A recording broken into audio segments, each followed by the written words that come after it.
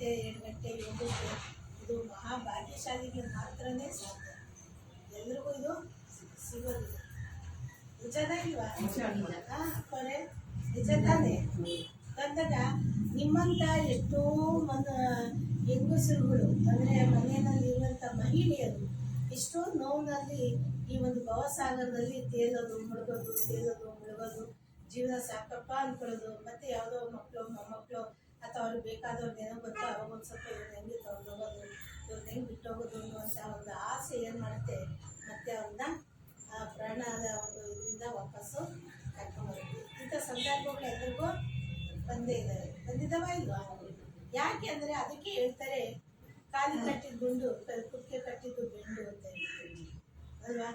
ಕಾಲಿ ಕಟ್ಟಿರೋ ಗುಡ್ಡೆ ಏನು ಮಾಡುತ್ತೆ, ನೀರು ಕಡೆ ಎಳ್ಕೊಂಡು ಹೋಗ್ತಾ ಇರುತ್ತೆ, ಆಳದಲ್ಲಿ ಕರ್ಕೊಂಡು ಹೋಗೋದು ಪ್ರಯತ್ನ ಆಗುತ್ತೆ.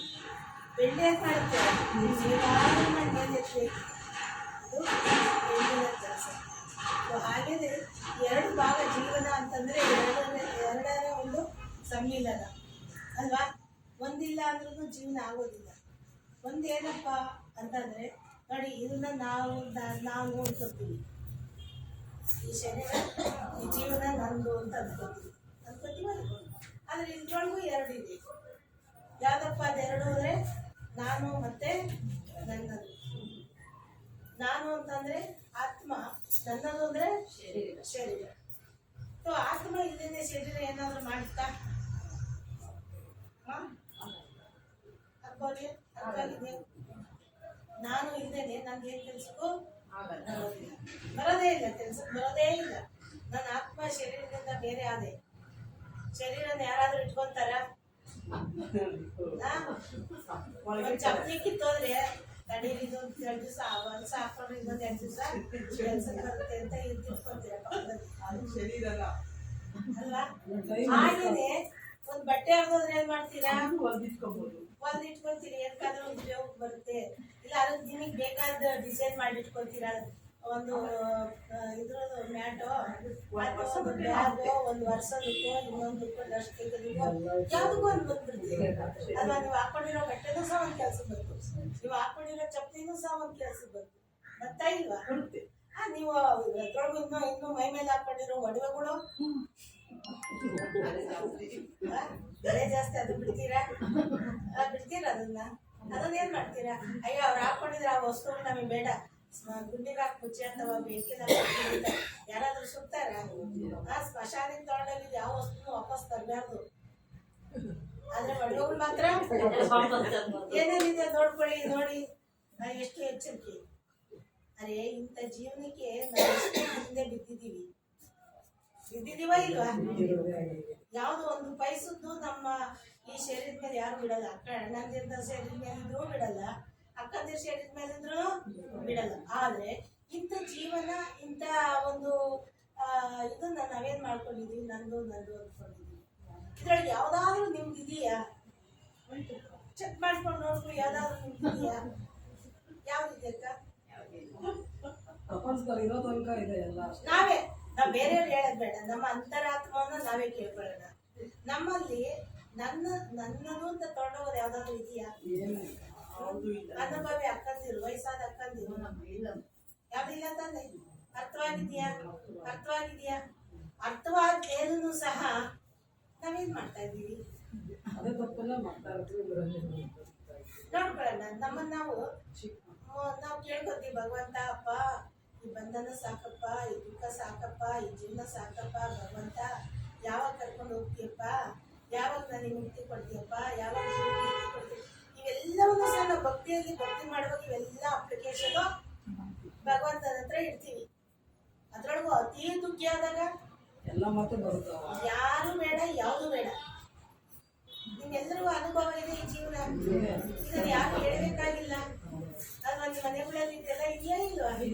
ಎಷ್ಟು ಹಣ ಇರಲಿ, ಎಷ್ಟೇ ಆಸ್ತಿ ಇರಲಿ, ಎಷ್ಟೇ ಬಂಧು ಇರಲಿ, ಎಷ್ಟೇ ಬೆಳಗ ಇರಲಿ, ಲಾಸ್ಟ್ ದುಃಖ ಆದಾಗ ಯಾರು ಇರಲ್ಲ. ಏನ್ ಹೇಳ್ತೀವಿ ನಾವು? ಸುಖದಲ್ಲಿ ಎಲ್ಲರೂ ಜೊತೆ ಕೊಡ್ತಾರೆ. ಇಲ್ಲಿ ಬನ್ನಿ, ಅಲ್ಲಿ ಎದ್ದೊಳಿ, ಅಲ್ಲಿ ಮಾಡಿ ಕೂಡಿಸಿ ಒಂದು ಚಾಪೆ ಹಾಕಿ, ಒಂದವ್ರು ಮಂಚ ಹಾಕಿ ಅಥವಾ ಒಂದು ಚೇರ್ ಹಾಕಿ, ಅವ್ರು ಏನ್ ತಿಂತೀರಾ ಏನ್ ತಿನ್ನಲ್ಲ ಎಲ್ಲ ವಿಚಾರಿಸ್ಕೊತೀವಿ. ಅದೇ ದುಃಖ ಬಂದಾಗ ನಿಮ್ಮನ್ನ ಯಾರು ವಿಚಾರಿಸ್ತಾರೆ?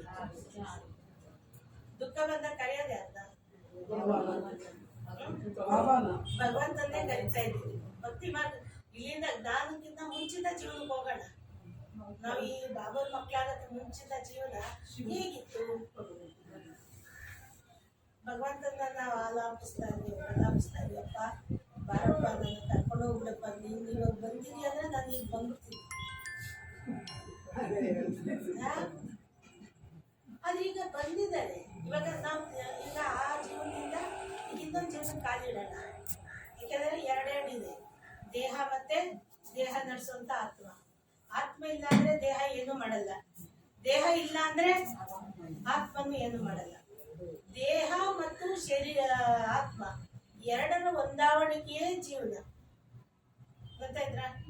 ದೇಹ ಮತ್ತು ಆತ್ಮದ ಸಮ್ಮಿಲನವೇ ಜೀವನ. ಜೀವನದಲ್ಲಿ ಎರಡರಲ್ಲಿ ಒಂದು ಕಡಿಮೆ ಆದ್ರೂ ಜೀವನ ಸ್ಟಾಪ್ ಆಗುತ್ತೆ. ನಿಜವಾ? ನಿಜ. ಆತ್ಮ ಹೋದ್ಮೇಲೆ ಶರೀರನ ಯಾರು ಇಟ್ಕೊಳ್ಳೋದಿಲ್ಲ. ಈಗ ಅದನ್ನೇ ಎಕ್ಸಾಂಪಲ್ ಕೇಳಿದ್ದು ತಾನೆ. ಆತ್ಮ ಹೋದ್ಮೇಲೆ ಇನ್ನೊಂದು ಜನ್ಮನಾದ್ರೂ ಪಡೆಯುತ್ತೆ. ಆದ್ರೆ ಶರೀರ ಹೋದ್ಮೇಲೆ ಆ ಶರೀರ ಇನ್ನೊಂದು ಜನ್ಮಕ್ಕೆ ಹೋಗೋದಿಲ್ಲ. ಆ ಶರೀರ ಏನಾಗುತ್ತೆ? ಮಣ್ಣುಪಾಲಾಗುತ್ತೆ, ಸುಟ್ಟಾಕ್ತಾರೆ. ಅಥವಾ 5 ತತ್ವಗಳೆಲ್ಲ 5 ತತ್ವದಿಂದ ಆದಂತ ದೇಹವನ್ನ ಸೇರಿಸ್ತಾರೆ, ಅದಕ್ಕೆ ಸೇರಿಸ್ತಾರೆ ಅಲ್ವಾ? ಬೆಂಕಿಯ ಗುಣ ಬೆಂಕಿಗೆ ಹೋಯ್ತು, ನೀರಿನ ಅಂಶ ನೀರು ಕೊಟ್ಟೋಯ್ತು, ಗಾಳಿ ಅಂಶ ಗಾಳಿಗೆ ಹೋಯ್ತು ತಾನೆ. ಮಾಂಸ ಖಂಡಗಳು ಮಣ್ಣಿಗೆ ಸೇರಿತು. ಉಳಿದಿರೋ ಅಲ್ಪ ಸ್ವಲ್ಪ ಮುಳೆ ಕಾಳೆ ಎಲ್ಲಿ ಬಿಡ್ತೀರಾ? ನೀರಲ್ಲಿ ಬಿಡ್ತೀರಿ. ನೀರಲ್ಲಿ ಅದು ಎಲ್ಲಿ ಬಿಡ್ತೀರಾ? ಎಲ್ಲಿ ಅಂದ್ರೆ ಅಲ್ಲಿ ಬಿಡಲ್ಲ. ಎಲ್ಲಿ ಬಿಡ್ತೀರಾ? ಅದು ಪುಣ್ಯ ಸ್ಥಾನ ಕರ್ಕೊಂಡಾಗ ಅಲ್ಲಿ ಬಿಡ್ತೀರಾ. ಯಾಕೆ? ಅಲ್ಲಿ ಇದರಿಂದ ಮುಕ್ತಿ ಅದು ಸಿಗ್ಲಿ. ಮತ್ತೆ ಸ್ಮಶಾನಕ್ಕೆ ಹೋಗಿ ಬಂದಂಗೆ ವಾಪಸ್ ತಿರುಗಿ ನೋಡಬಾರ್ದು ಅಂತ ಹೇಳ್ತೀವಿ. ಯಾಕೆ? ಅದು ಅಲ್ಲಿ ದಹನ ಆದ್ಮೇಲೆ ಅದು ಮಣ್ಣಿಗೆ ಸೇರಿದ ಮೇಲೆ ಅದು ನಮ್ದಲ್ಲ. ಅದರ ಒಂದು ಋಣಾದ ಬಂದ ಮುಗೀತು ಅಂತ ಹೇಳ್ಬಿಟ್ಟು. ನಿಜ ತಾನೆ? ನೀವು ಮಹಾಭಾರತದಲ್ಲಿ ಕೇಳಿದ್ದೀರಾ? ಅಭಿಮನ್ಯುವಿನ ಅಂತ್ಯ ಆದ್ಮೇಲೆ ಕೃಷ್ಣನು ಮತ್ತೆ ಅರ್ಜುನ ಏನ್ ಮಾಡ್ತಾರೆ? ಅರ್ಜುನ ಯುಕ್ತಿ ಕೃಷ್ಣ ಯುಕ್ತಿ ಅದು ಮತ್ತೆ ಕರ್ಕೊಂಬರುವಂತ ಒಂದು ಸಂದರ್ಭ ಅಂದ್ರೆ ಋಣ ಲೆಕ್ಕಾಚಾರ ಬೆಳೆಯುವಂತ ಸಂದರ್ಭ ಬರುತ್ತೆ ಅಂತ ಆ ಲೆಕ್ಕಾಚಾರವನ್ನ ಆ ಒಂದು ಋಣವನ್ನ ಕಟ್ ಮಾಡೋದಕ್ಕೋಸ್ಕರ ಕೃಷ್ಣ ಆ ನದಿಯಲ್ಲಿ ನೀರು ಸ್ನಾನ ಮಾಡಿಸ್ಬಿಟ್ಟು ಅದು ಹುಣಸೆಹಣ್ಣು ತಿನ್ನಿಸ್ತಾರೆ. ಹುಣಸೆಕಾಯಿನ ಕೇಳಿದಿರಲ್ಲ ಕಥೆಯಲ್ಲಿ? ಕೇಳಿದ ಮಹಾಭಾರತ ಯಾರು ಕೇಳಿದ್ದಾರೆ? ಯಾಕೆಂದ್ರೆ ಹುಳಿಯನ್ನ ತಿಂದ ನಂತರ ಆ ಒಂದು ಋಣ ಕಟ್ಟಾಯ್ತು ಅಂತ ಹೇಳಿ ಆ ಸಂಬಂಧ ಯಾಕೆ ಹಾಲು ಹುಳಿ ಹಾಕಿದ್ರೆ ಏನ್ ಮಾಡುತ್ತೆ? ನೀರು ಬೇರೆ ಹಾಲಿನ ಅಂಶನೇ ಬೇರೆ ಮಾಡುತ್ತೆ. ಹಾಗೆ ಹುಳಿ ಅರ್ಥ ಆಯ್ತು ಬೇರ್ಪಡಿಸೋದು ಅಲ್ವಾ ಅಂತ. ಅದಕ್ಕೆ ಏನ್ ಮಾಡಿದ್ರು? ಹೊರಗಡೆ ಸಂಸ್ಕಾರ ಮಾಡಿ ಬಂದ್ಮೇಲೆ ಒಳಗಡೆ ಮೊದಲು ಚಿತ್ರಾನ್ನ ಮಾಡಿ ತಿನ್ನಿಸ್ತಾರೆ. ಸ್ನಾನ ಮಾಡ್ಕೊಂಡು ಹುಳಿಯನ್ನ ಇಡ್ತಾರೆ. ಯಾಕೆಂದ್ರೆ ಅದು ಅಂದಿನಿಂದ ಬಂದಿರುವಂತ ಇಂದಿನವರೆಗೂ ಆ ಪದ್ಧತಿ. ಹಾಗಾದ್ರೆ ಆಧ್ಯಾತ್ಮಿಕ ರಹಸ್ಯ ಏನು? ಬರೀ ಪದ್ಧತಿನೇ ಮಾಡ್ಕೊಂಡೋದ್ರೆ ಅದ್ರ ರಹಸ್ಯ ತಿಳ್ಕೊಳ್ಳೋದು ಯಾವಾಗ?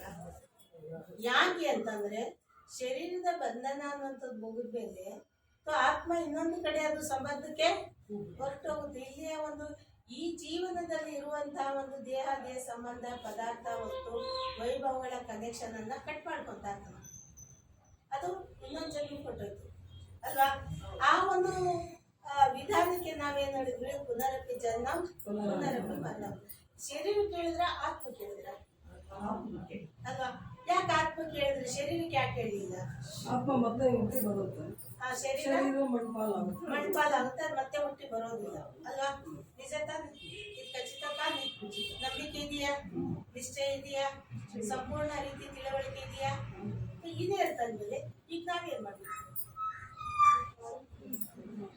ಅದನ್ನ ಪ್ರಾಕ್ಟಿಕಲ್ ತರೋದಕ್ಕೋಸ್ಕರ ಪ್ರಯತ್ನ ಪಡ್ಬೇಕಲ್ವಾ? ತಿಳುವಳಿಕೆ ಬಂದಿದೆ ಅಂತ ಅಂದ್ಮೇಲೆ ಅದನ್ನೇನ್ ಮಾಡ್ಬೇಕು? ತಿಳ್ಕೊಂಡಷ್ಟು ಮನಸ್ಸು ಬುದ್ಧಿ ಅಂಕುರ ಆಗ್ತಾ ಹೋಗುತ್ತೆ. ಅದಕ್ಕೆ ಒಂದು ವಾಡಿ ಬಿಡಬಾರ್ದು. ದಿನನಿತ್ಯದಲ್ಲೂ ನಮ್ಮ ಮನಸ್ಸು ತಿಳಿಯಾಗಿರ್ಬೇಕು, ನಮ್ಮ ಮನಸ್ಸು ಬುದ್ಧಿ ಶುದ್ಧವಾಗಬೇಕು, ನಮ್ಮ ಮನಸ್ಸು ಬುದ್ಧಿ ಪವಿತ್ರವಾಗಬೇಕು, ನಮ್ಮ ಮನಸ್ಸು ಬುದ್ಧಿ ಶಕ್ತಿಶಾಲಿ ಆಗಬೇಕು. ಅದು ಸಂಪೂರ್ಣ ಸಾತ್ವಿಕತೆಯ ಒಂದು ಸ್ಥಿತಿಯನ್ನ ಪಡಿಬೇಕು ಅಂದ್ರೆ ಅದೊಂದೇ ಒಂದು ಆಧಾರ ಬಾಬರವರ ಮಹಾವಾಕ್ಯ. ದಿನನಿತ್ಯದಲ್ಲೂ ಯಾವತ್ತಾದ್ರೂ ನೀವು ಒಂದ್ ದಿವಸ ಊಟ ಬಿಟ್ಟು ನೋಡಿ, ಬಿಟ್ಟಿದ್ದೀರಾ? ಯಾವತ್ತಾದ್ರೂ ಬಿಟ್ಟಿದ್ದೀರಾ? ಉಪವಾಸ ಬಿಟ್ಟಿದ್ದೀರಾ? ಅದು ಎಂತ ಉಪವಾಸ? ಬೆಳಿಗ್ಗೆ ಫ್ರೂಟ್ಸ್, ಮಧ್ಯಾಹ್ನ ಎಳ್ನೀರು, ಸಾಯಂಕಾಲ ಫಲಹಾರ. ಮಧ್ಯಾಹ್ನ ನೀವ್ ಹೇಳಿದಕ್ಕೆ ಒಬ್ಬ ಆಕೆ ಇರ್ತಾರೆ, ಆ ಗಂಡ ವ್ಯಾಪಾರಸ್ಥ, ಆತ ಬಾಂಬೆಗೆ ವ್ಯಾಪಾರಕ್ಕೆ ಹೋಗಿರ್ತಾರೆ. ಹೆಂಡತಿ ಹೇಳ್ತಾಳೆ ಏನ್ ಮಾಡೋದು, ನಮ್ಮ ಮನೆಯವ್ರಿಗಲ್ಲ, ನಂಗೆ ಹಬ್ಬ ಆಚರಣೆ ಮಾಡಕ್ ಇಷ್ಟನೇ ಇಲ್ಲ ಅಂತ. ಮತ್ತೆ ಏನ್ ಮಾಡ್ಕೊಂಡ್ರಿ, ನೀವು ಒಬ್ಬರೇ ಇದ್ದೀರಲ್ಲ, ಏನ್ ಮಾಡ್ಕೊಂಡ್ರಿ ಅಂತ ಕೇಳಿದ್ರೆ ಏನಿಲ್ಲ, ಒಂದ್ ಸ್ವಲ್ಪ ನಾನು ಕೋಸಂಬರಿ ಮಾಡ್ಕೊಂಡೆ, ಅದ್ರ